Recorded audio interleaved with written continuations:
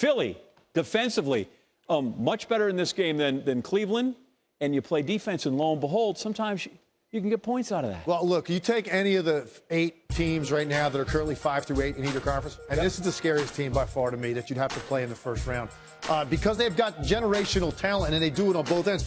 John, take a look at this. Now, how often have you ever seen in LeBron James' career a situation where he's just going to put his arm into your chest, call for the ball right there, right? We've seen it a million times, and you lob it up, and he puts that chicken wing out. How many times have you seen a guy with a longer reach and the strength to dig into his chest? And Ben Simmons does it right here. So he makes the play defensively, and then this is where it gets special. When he gets this basketball back, he's looking up right now. He sees 2 defenders back here. And right now, Ben Simmons knows he has to engage this defender. And if he can do that, he's going to allow Ilyasova to get out behind him, get ahead of the pack, and get the layup. Oh, by the way, here's a guy right here, right, LeBron James.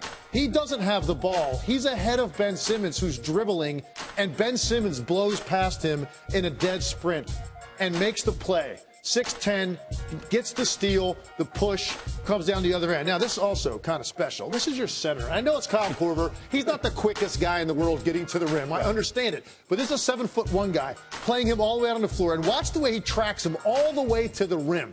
Critical possession here, too. 4-point game. And what happens at the other end? This is what Joel Embiid has gotten a lot better at. He takes a look, he turns, he sees, he thought about hitting Sarge over here on the weak side, but instead he realizes that he has great deep post position, a height advantage, and now he's just going to read the defense. And this is where he's gotten better. These late double teams are doing this to him all the time. This used to be a turnover. Now it's the spin away and at 7 feet tall, the soft feathery touch over the top. It's just massive, the talent that this play displays for a guy that big.